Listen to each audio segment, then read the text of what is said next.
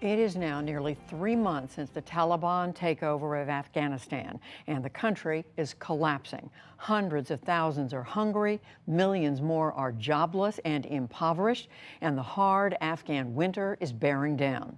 With the support of the Pulitzer Center, special correspondent Jane Ferguson sent us this report, beginning in the capital, Kabul. And a warning, images in this story may disturb some viewers. Even in a country gripped by catastrophe, this may be its most desperate corner. The few remaining children's wards left operating in Afghanistan are flooded with weak, starving babies. The children of jobless fathers and malnourished mothers. An entire generation fighting to stay alive against the odds. Son of Saddam, written on a piece of tape stuck to this child's chest, is all that identifies him. With each shallow breath, his chances of making it grow thinner. This ward is packed. Frail, sick babies lined up next to one another in beds meant for one. We have a little space, not a large space for every baby, to adjust every baby to one bed. So you put 2, 3 in a bed? 2, 3 or 4 sometime in one bed.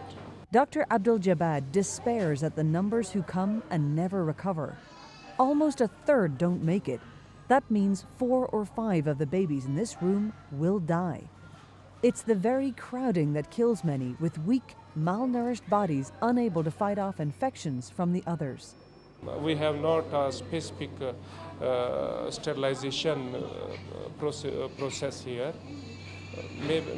Most of the baby take infection from the ward. You see here, 2 baby in one bed. Downstairs in another ward, Dr. Marwa examines Ayaz. The lack of nutrients in his diet has led to a severe skin condition. Yeah, it gets worse, it gets infected, so it's very dangerous. His father was a laborer and work dried up, leaving his mother with little to give him. In another bed nearby lies Omid. His muscles have wasted away. At 18 months old, he weighs just over 10 pounds. He should weigh twice that. It took only a few months for Afghanistan's poorest to be gripped by hunger once the government collapsed. Without the government and its funding from the international community, the economy is in free fall. Millions have lost their livelihoods and jobs within the government and internationally funded organizations. And with a Taliban authority sweeping to power in August, aid agencies cannot send support to a recognized terrorist group. Across town, the newly jobless shuffle forward in line for help from the UN's World Food Programme. Many of the men here have never needed to live off handouts before, but these are desperate times. There is hunger back home. We have food, but very little. We just put something small in our stomachs. There is no work and no money. The distribution is guarded by Taliban gunmen. If aid can be dispensed without it going through their government, then it can get around sanctions. Although the aid that went from the US government to the Afghan government has been stopped, there is still some coming from USAID directly to civilians here through the WFP, the World Food Programme. People have come today, they're getting 2 sacks of wheat flour, 10 bottles of cooking oil and a small bag of soybean. It's not very much, and that's all families will get for the next 2 months, but it will keep them alive. The levels of hunger across the country are staggering. 14 million people, nearly half the population, need food assistance to survive. Leading humanitarians say aid must get directly to the people now, regardless of who is running the country. Don't politicize food. I don't care which side you're on. Everyone should give us what we need to reach the innocent victims of this complex situation. The head of the UN's World Food Programme, David Beasley, flew into Kabul over the weekend. More than $9 billion of the country's foreign assets have been frozen by the US government to prevent the Taliban from accessing them. Beasley says that's morally wrong. All I'm doing is jumping up and down, say, please, you must understand that people are dying. More people are going to die. If you don't unfreeze those funds, unfreeze them in such a way they go directly to the people through organizations like us. I said, what am I missing here? These are innocent people.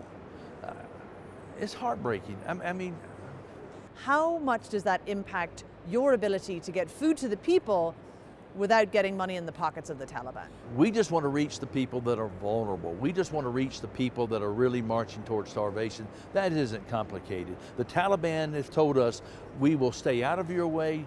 We will support anything you need to reach the people you need to reach. I need for everybody on all sides to take that same approach. The Taliban has, unsurprisingly, called for the assets to be released to their government.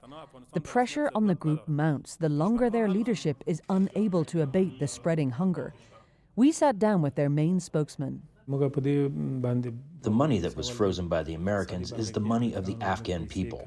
We told the American authorities, international community, and the Europeans. We've told all countries this should never have happened. The economic crisis can be stopped. Also, we are cooperating with the NGOs and requested help from them. But it's not just the financial crisis that is keeping people hungry. Drought has gripped the country, with the national wheat harvest down by nearly a third this year. We traveled out to Herat in the west of the country, where the crisis is most severe. In his hard, parched fields, local farmer Mohammed Asif told us his wheat crop this year was 80% down. He has 125 acres, which would normally employ dozens of workers, supporting hundreds of family members. In the past, we were self-sufficient and relied on ourselves. We had good harvests. This last 4 or 5 years, the drought is very bad. We've never seen anything like this. We have lost 100-year-old trees here. When we have water and a good harvest, then we can keep livestock like cows and sheep and chickens. On the day we visited, there were only a few people, one of them a child, harvesting a little saffron. The farmer has not planted this year's crops of wheat yet. The ground is simply too hard without rainfall. In the nearby city of Herat, it is clear the scenes in Kabul's hospitals are repeated across the country. Dangerously wasted and thin babies are carried into the main hospital. Doctors Without Borders staff and fund the malnutrition ward, so these children will get some milk and care. But it's temporary. The homes they came from remain blighted by poverty. Mahjabin brought in her only surviving twin baby. At 6 months old, she should not be this small. We don't have enough food. I'm not able to breastfeed, she tells me. We feed her with formula, but I cannot afford it. Few in this country can afford much more right now than the bare essentials. Millions cannot manage even that. As the world watches the fallout of Afghanistan's sudden collapse, the failure to build a sustainable, functioning state in the 2 decades since the 2001 invasion has never been more stark. The international community in the last 20, 30 years has done a disastrous job here. 75% of the economy is based upon outside funding. I mean, hello, coupled with the corruption that was allowed from year to year to year. Why do you think the people didn't rise up when the Taliban was advancing? Because they were like, well, which one's worse here? And so you've got now an economy that was built on a house of cards, and everybody's to blame.